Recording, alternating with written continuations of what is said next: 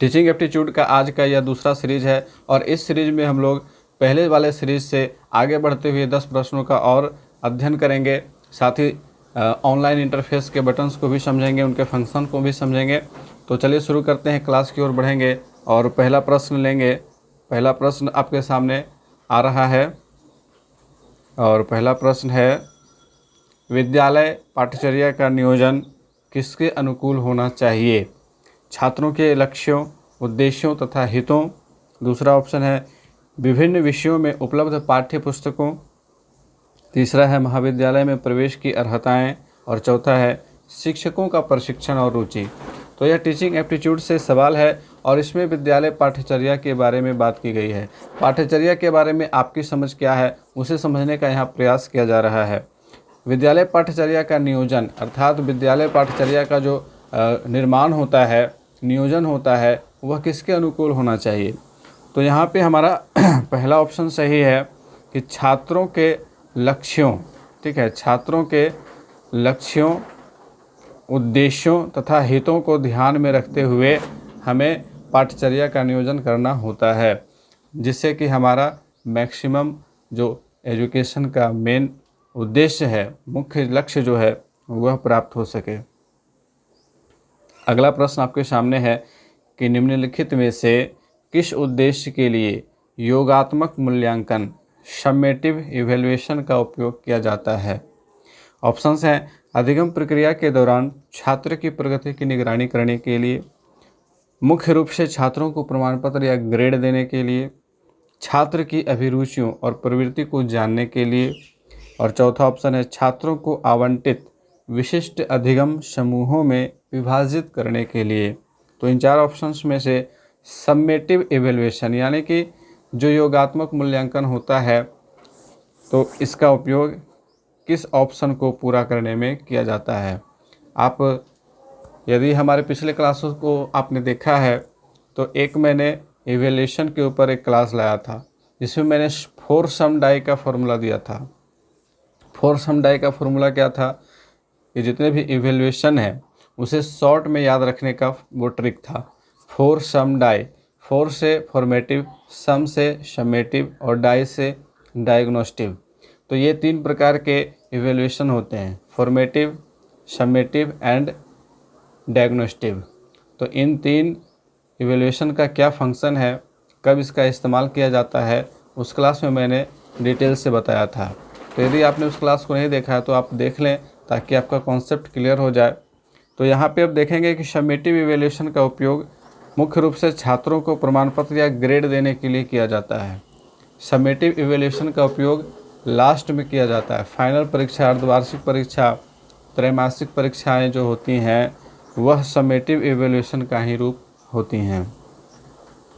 अगला प्रश्न देखते हैं, निम्नलिखित में से किसी शैक्षिक संस्थान में शिक्षा की गुणवत्ता का सबसे महत्वपूर्ण सूचक क्या है? विद्यालय की ढांचागत सुविधाएं, कक्षा प्रणाली, पाठ्यपुस्तकें और शिक्षण अधिगम सामग्री, छात्रों का उपलब्धि स्तर। तो आप बताएं कि निम्नलिखित में से किसी शैक्षिक संस्थान में शिक्षा की गुणवत्ता का सबसे महत्वपूर्ण सूचक जो है वो क्या है? यानी कि किस प्रकार से हम समझ सकते हैं कि विद्यालय में गुणवत्तापूर्ण शिक्षा उपलब्ध कराई जा रही है, किस चीज़ को देख करके, किस चीज़ की जांच करके, उसकी सूचना हमें कैसे मिलेगी? विद्यालय की ढांचागत सुविधाएं, बहुत अच्छा भवन बना हुआ है, इंफ्रास्ट्रक्चर बहुत अच्छा है, तो क्या हम उससे अंदाज़ा लगा सकते हैं कि यहाँ गुणवत्तापूर्ण शिक्षा दी जा रही होगी? दूसरा है कक्षा प्रणाली, बहुत अच्छे तरीके से कक्षा प्रणाली का समायोजन किया गया है। पाठ्य पुस्तकें और शिक्षण अधिगम सामग्री, बहुत अच्छी अच्छी पाठ्य पुस्तकें हैं और शिक्षण अधिगम सामग्री भी बहुत अच्छे से तैयार करके विद्यालय में रखा गया है। और चौथा है छात्रों का उपलब्धि स्तर, ये छात्रों ने क्या उपलब्धियां हासिल की हैं। तो इन 4 ऑप्शन में से सबसे सही सटीक क्या है? तो यहाँ चौथा ऑप्शन हमारा सबसे सटीक है, क्योंकि छात्रों की उपलब्धि स्तर ही असल मायने में गुणवत्तापूर्ण शिक्षा का सूचक होती है। यदि छात्रों की उपलब्धि स्तर अच्छी है, छात्र ने अपने अपने क्षेत्र में बहुत अच्छा किया है, तो यह माना जा सकता है कि विद्यालय में गुणवत्तापूर्ण शिक्षा दी गई है। अन्यथा वो सारी चीज़ें जो 3 ऑप्शन में है वो केवल दिखावे भर के चीज़ें बन कर के रह जाती हैं यदि छात्रों की उपलब्धि नहीं है तो यहाँ पे हमारा चौथा ऑप्शन सही है। चौथे ऑप्शन पे क्लिक करेंगे, सेव एंड नेक्स्ट बटन पे क्लिक करेंगे तो हमारे सामने अगला प्रश्न आ जाता है। ये ऑनलाइन इंटरफेस मोड में हम लोग पिछली क्लास में बहुत अच्छा से मैंने प्रैक्टिस करवाया था आप लोगों को। यदि आपने उस क्लास को नहीं देखा है तो देख लेंगे, ताकि सारे बटन के फंक्शन, क्वेश्चन पैलेट, सारा कुछ उसमें था। यदि छात्र कक्षा शिक्षण में रुचि नहीं ले रहे हैं तो एक शिक्षक होने के नाते आप क्या करेंगे? उन्हें अनदेखा करना, कक्षा छोड़ देना, शिक्षण पद्धति की समीक्षा करना, उन्हें ध्यान देने के लिए कहना। छात्र कक्षा शिक्षण में भी रुचि नहीं ले रहे हैं, आप पढ़ा रहे हो लेकिन उन्हें मन नहीं लग रहा है, तो आप उन्हें अनदेखा कर दोगे या फिर कक्षा ही छोड़ दोगे कि तुम लोग पढ़ने में ध्यान नहीं लगाते हो, जाओ मैं चला जाता हूँ। शिक्षण पद्धति की समीक्षा, आप अपनी शिक्षण पद्धति की समीक्षा करोगे, आप अपना स्वयं मूल्यांकन करोगे कि मैं कहाँ पे गलतियाँ कर रहा हूँ, मेरी शिक्षण पद्धति में कहाँ खामियाँ हैं जिस वजह से बच्चे डिस्ट्रैक्ट हो रहे हैं। तो ये सबसे अच्छी विधि है और ऐसा करना चाहिए कि अपने शिक्षण पद्धति की समीक्षा करनी चाहिए और सभी बच्चे जुड़ सकें। ऐसा क्या किया जाए, उन सारी चीज़ों के बारे में सोचना चाहिए। तो यहाँ पे तीसरा ऑप्शन सही है। सेव एंड नेक्स्ट बटन पे क्लिक करेंगे, आगे बढ़ेंगे। यदि कक्षा में छात्रों की बहुसंख्या पढ़ने में कमज़ोर छात्रों की हो तो एक शिक्षक के रूप में आपको क्या करना चाहिए? बुद्धिमान छात्रों की परवाह नहीं करनी चाहिए। ऐसा करना चाहिए क्या? नहीं। शिक्षण की गति में वृद्धि करना ताकि छात्रों के समझ के स्तर में वृद्धि हो। एक तो पहले से ही कमज़ोर छात्र हैं और आप बहुत तेज़ी से पढ़ाने लग जाओ तो ये तो उल्टा हो जाएगा। अपने शिक्षण की गति को धीमा रखें, अपने शिक्षण की गति को धीमा रखें, ऐसा करना चाहिए। लेकिन यहाँ पे देखने वाली बात ये है कि कुछ छात्र ऐसे भी होंगे जो पढ़ने में अच्छे होंगे, है ना। सभी छात्र कमज़ोर नहीं हैं, बहुसंख्या यानी कि अधिक संख्या में कमज़ोर छात्र हैं, लेकिन कुछ छात्र मेधावी भी हैं। तो अगर हम शिक्षण की गति को धीमा बिल्कुल कर देते हैं तो जो मेधावी छात्र हैं उन्हें बोरिंग फील होगा। तो क्या करेंगे? चौथा ऑप्शन, अपने शिक्षण गति को धीमा रखें एवं मेधावी छात्रों को कुछ अतिरिक्त मार्गदर्शन दें। ये उचित है, सही है। चौथा ऑप्शन हमारा यहाँ पे सही है। सेव एंड नेक्स्ट बटन पे क्लिक करते हुए आगे बढ़ना है। निम्न में से कौन सा बेहतर कक्षा प्रबंधन के अर्थ को दर्शाता है? प्रभावी समूह कार्य और छात्रों में परस्पर क्रिया, उचित योजना और उपयुक्त शिक्षण सहायक यंत्र विकसित करना, शिक्षक की समय निष्ठा और पाठ्यक्रम को निर्धारित समय सीमा में पूरा करना, उपरोक्त सभी। तो इन 4 ऑप्शन में से आपको क्या लगता है कौन सा सही है? बेहतर कक्षा प्रबंधन, है ना, क्लास मैनेजमेंट को कौन दर्शाता है? प्रभावी समूह कार्य और छात्रों में परस्पर क्रिया, समूह कार्य हो रहा है, कक्षा में छात्र जो है परस्पर क्रिया कर रहे हैं, बहुत अच्छा है। उचित योजना और उपयुक्त शिक्षण सहायक यंत्र विकसित करना, ये भी सही है। शिक्षक की समय निष्ठा और पाठ्यक्रम को निर्धारित समय सीमा में पूरा करना, ये भी सही है। तो उपरोक्त सभी यहाँ पे सही होगा। चौथा ऑप्शन हमारा सही है। सेव एंड नेक्स्ट बटन पे क्लिक करेंगे, आगे बढ़ेंगे। एक शिक्षक के रूप में आप क्या करोगे यदि छात्र कक्षा में उपस्थित ना रहते हों? ये बहुत ही क्रूशियल क्वेश्चन है। छात्रों को उनकी अनुपस्थिति के लिए दोष देना कि छात्र ही पढ़ने के लिए नहीं आते तो हम क्या करें। शांतिमय ढंग से छात्रों के वर्तमान रवैये पर विचार करना। तीसरा है कि शिक्षण के लिए किसी रुचिकर तकनीक का उपयोग करना, कुछ ऐसा टेक्नोलॉजी का यूज़ करना जो सभी को रुचिकर लगे, तो अपने आप उपस्थिति बढ़ जाएगी। या फिर अनुपस्थिति के कारणों को समझने एवं उनके समाधान करने का प्रयास। तो इन 4 ऑप्शन में से कौन सा सही है? तो देखिए, तीसरा और चौथा ऑप्शन यहाँ पे क्रूशियल है। शिक्षण के लिए किसी रुचिकर तकनीक का उपयोग यदि आप करते हो तो ऑटोमेटिक है कि क्लास में स्टूडेंट्स बढ़ेंगे, है ना।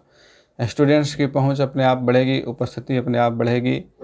लेकिन चौथा ऑप्शन भी बहुत अच्छा है कि अनुपस्थिति के कारणों को समझने एवं उनके समाधान का प्रयास। आखिर बच्चे क्यों अनुपस्थित हो रहे हैं और उनकी अनुपस्थिति को दूर करने का क्या उपाय हो सकता है। तो तीसरा ऑप्शन इसी में समाहित हो जाता है ना। इस तरह के प्रश्नों में हमें उन ऑप्शंस के साथ जाना है जो सबसे ज़्यादा सटीक हों, सबसे बेहतर हों, सर्वाधिक महत्वपूर्ण हों, है ना। तो तीसरा यहाँ पे जो ऑप्शन है कि शिक्षण के लिए किसी रुचिकर तकनीक का उपयोग करना, ये सही ऑप्शन ही है, लेकिन इससे ज़्यादा बेटर चौथा है। कि चौथा ऑप्शन में कह रहा है कि अनुपस्थिति के कारणों को आप पहले समझो और उसके बाद उनके समाधान का प्रयास करो। यदि बच्चों को कक्षा रुचिकर नहीं लग रही है, तब आप ऐसे कुछ रुचिकर टेक्नोलॉजी का उपयोग करो जिससे उन्हें कक्षा रुचिकर लगे, या फिर अगर दूसरा कोई कारण है तो उसके बारे में कोई अलग से योजना बनानी पड़ेगी, है ना। तो इस प्रकार से हमारा चौथा ऑप्शन यहाँ पे सही है। चौथे ऑप्शन पे क्लिक करेंगे, शेयर बाय नेक्स्ट बटन पे क्लिक करेंगे, आगे बढ़ेंगे। अगर छात्रों को यह समझ में नहीं आ रहा कि क्या पढ़ाया जाता है तो शिक्षक को क्या करना चाहिए? पाठ को दोहराना चाहिए, पाठ को उचित उदाहरण देकर के फिर से समझाना चाहिए, छात्रों की विषय वस्तु के बारे में पूर्व ज्ञान की जांच करना चाहिए, अगले विषय पर बढ़ना चाहिए।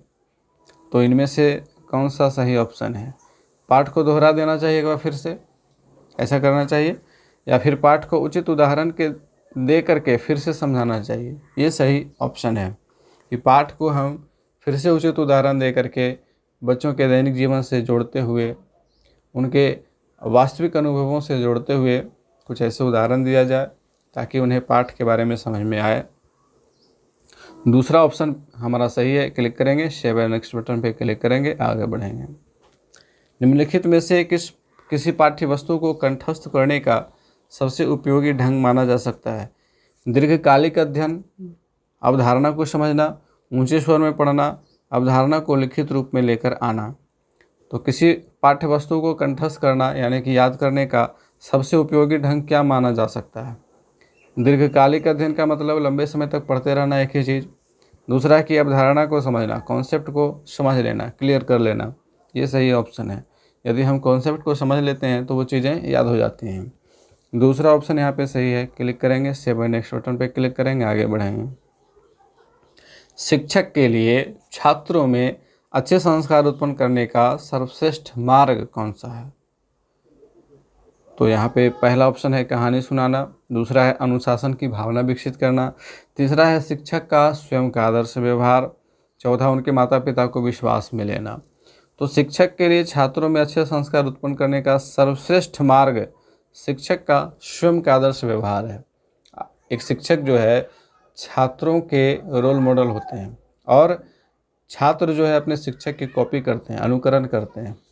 तो यदि शिक्षक अपने आप में आदर्श आचरण स्थापित करते हैं तो निश्चित रूप से अधिकांश बच्चे जो हैं उन्हें देख करके बहुत सारी चीज़ें सीखेंगे और अच्छे संस्कार बच्चों में शिक्षकों से ही आते हैं। तो तीसरा ऑप्शन हमारा यहाँ पे सही है, क्लिक करेंगे, शेयर नेक्स्ट बटन पे क्लिक करेंगे और आगे बढ़ेंगे। तो इस प्रकार से हमारा यहाँ पे 10वां प्रश्न कंप्लीट होता है। इन 10 प्रश्नों के जवाब आप यहाँ पे देख सकते हो और इस क्लास के PDF को डाउनलोड करने के लिए आप हमारे वेबसाइट पे जाओ। वहाँ पे जाने के बाद आपको सीटेट डेट पेज के ऊपर जाना है और वहाँ से आप इन सारे डॉक्यूमेंट्स को डाउनलोड कर सकते हो। साथ ही कुछ इम्पोर्टेंट बुक्स जो हैं सीटेट के दृष्टिकोण से, BEd के दृष्टिकोण से, DLED के दृष्टिकोण से और एक शिक्षक होने के नाते आपको कौन कौन सी किताबें पढ़नी ज़रूरी हैं, तो ये सारी किताबें मेरे वेबसाइट पे दी हुई हैं।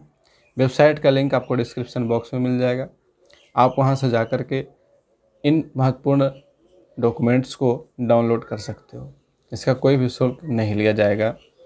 तो उम्मीद है कि आज का क्लास आप लोगों को अच्छा लगा है। मिलते हैं फिर से अगले क्लास में, तब तक के लिए गुड बाय, टेक केयर।